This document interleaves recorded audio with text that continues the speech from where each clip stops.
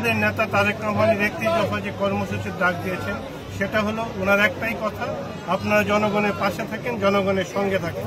জনগণের সঙ্গে নিয়ে আমরা যে কাজ করছি 31 দফা জিনিসটা হলো আমাদের নেতা তারেক রহমানের একটা রাষ্ট্র কাঠামো মেরামতের রূপরেখা। এই রূপরেখার মাধ্যমে আগামীতে যদি একটি রাষ্ট্র কাঠামো গঠন করা হয় তাহলে একটি সুখী সমৃদ্ধ এবং বিনির্মাণ বাংলাদেশ গঠনের জন্য এই 31 দফার কোনো বিকল্প নেই।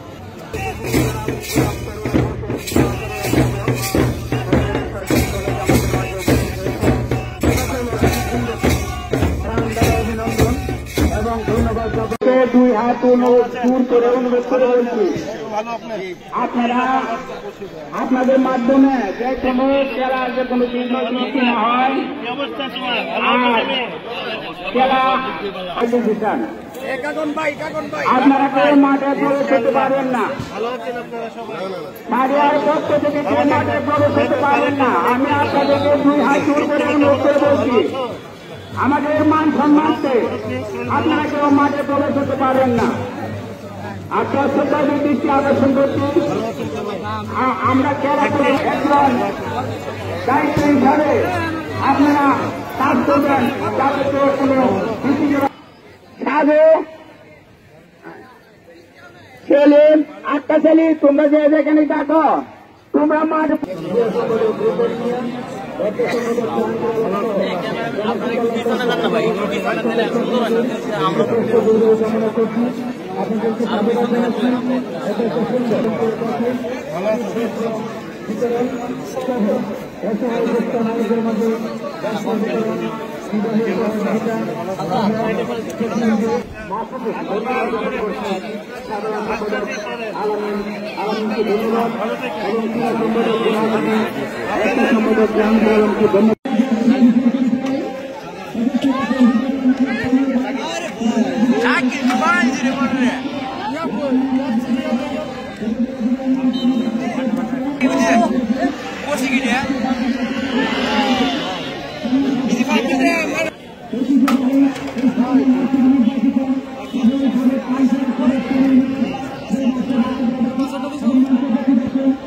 দেওয়ালিয়া পাহাড়ি স্কুলের কলেজ সহ এই মাঠ এই মুদ্রা সহ এই গণপ্রদান ব্যাপক উন্নয়ন উনি করেছিলেন।